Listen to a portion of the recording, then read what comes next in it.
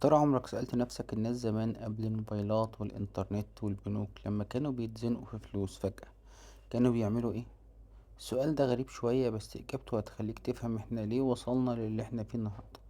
خليك معايا لآخر الفيديو عشان تعرف الإجابة الصادمة. أهلا بيكم يا جماعة. في فيديو جديد والنهاردة هنتكلم بصراحة وبدون تجميل عن موضوع شاغل ناس كتير وهو تطبيقات القروض السريعة، وتحديدا تطبيق لون ايجيبت قرض فوري. التطبيقات دي انتشرت بشكل مرعب مؤخرا وبقت بتلعب على وتر الحاجة عند الناس. فهل التطبيق ده فعلا قرض فوري وبينقذك في زنقة، ولا هو فخ فوري وهيغرقك في مشاكل ملهاش أول من آخر؟ أنا جربت وبحثت وجبت لك الخلاصة عشان ما تغلطش الغلطة اللي ناس كتيرة وقعت فيها. مبدئيا كده لازم نتفق إن التكنولوجيا سهلت حياتنا جدا. تطبيقات البنوك خلتك تحول فلوس وانت في بيتك، وتطبيقات الجمعيات سهلت التحويش، لكن في منطقة رمادية في النص ظهر فيها تطبيقات لون ايجيبت. وظيفة التطبيق الأساسية هي انه بيديك مبلغ مالي سلفة بضمان بياناتك الشخصية اللي هي على تليفونك، مش بضمان مرتبك ولا وظيفتك ولا واحد صاحبك. وده اول جرس انذار. تعالوا نشوف بقى ازاي تستخدم التطبيق صح لو قررت تمشي في الطريق ده، وايه الاخطاء القاتلة اللي ممكن تقع فيها. اول حاجة، بتنزل التطبيق من جوجل بلاي واسمه لون ايجيبت قرض فوري ومساحته صغيرة. اول ما بتفتح بيطلب منك تسجيل برقم تليفون، وبعدين بيبدأ يطلب منك صورة البطاقة وش وظهر وصورة سيلفي عشان يتأكد انك شخص حقيقي. لحد هنا تمام؟ لا، مش تمام قوي. يعني هنا بتيجي الخطيئة الكبرى اللي بيقع فيها اغلب المستخدمين، وهي الموافقة العمياء على اذونات البروميشن.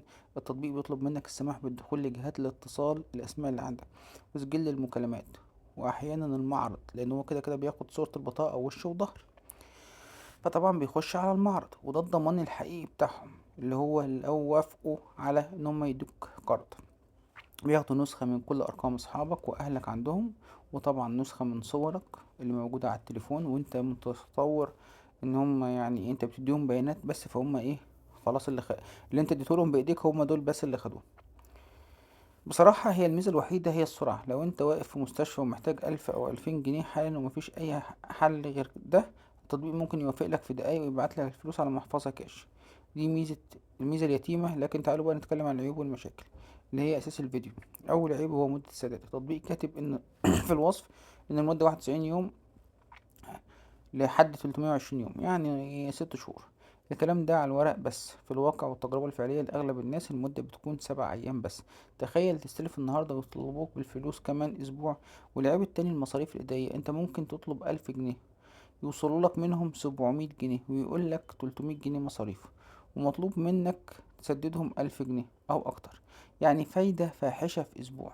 نيجي بقى لرأي الناس وتجربة المستخدمين وواقع تعليقات جوجل بلاي. لما دخلت وقريت التعليقات لقيت انقسام غريب. تعليقات 5 نجوم، ودول غالبا لجان او ناس لسه واخدين القرض مبسوطين بالفلوس.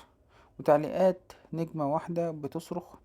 واكتر تعليق عليه تفاعل ولايكات كان من المستخدم بيحذر تحذير شديد اللهجة وبيقول: يا جماعة بلاش تنزلوا التطبيق ده، الفايدة عالية جدا وبياخدوا داتا تليفونك، ولو اتأخرت ساعة واحدة بيبعتوا رسايل لكل الأرقام اللي عندك ويفضحوك حرفيا.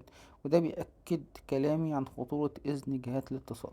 طيب ايه الحل وايه البديل الآمن؟ لو محتاج فلوس ابعد عن تطبيقات القروض الشخصية المجهولة دي.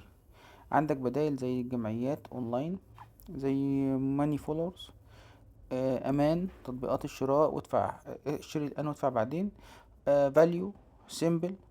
لو انت محتاج فلوس عشان تشتري طلبات، استخدم التطبيقات دي واشتريها بيها مباشرة بدل ما تاخد كاش بفايدة، او الجأ لشركات تمويل متناهي الصغر ومرخصة من الرقابة المالية زي تسهيل او كاشاتي.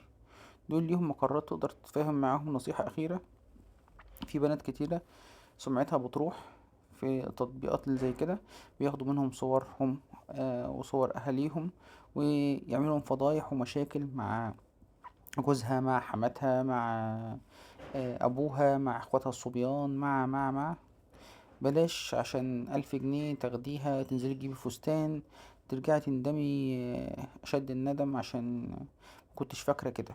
انتي ما سألتيش وما دورتيش قبل ما تفكري تعملي كده. لما كانت بتزنق زمان كنا بنروح لواحد اسمه المرابي، شخص كان بيسلف الناس بالفايدة، ولو ما ردش الفلوس كان بياخد دهبهم او ارضهم ويفضحهم في السوق. تطبيقات الكروت النهاردة هي المرابط الإلكتروني الجديد، بس بدل ما ياخد أرضك بياخد بياناتك وسمعتك.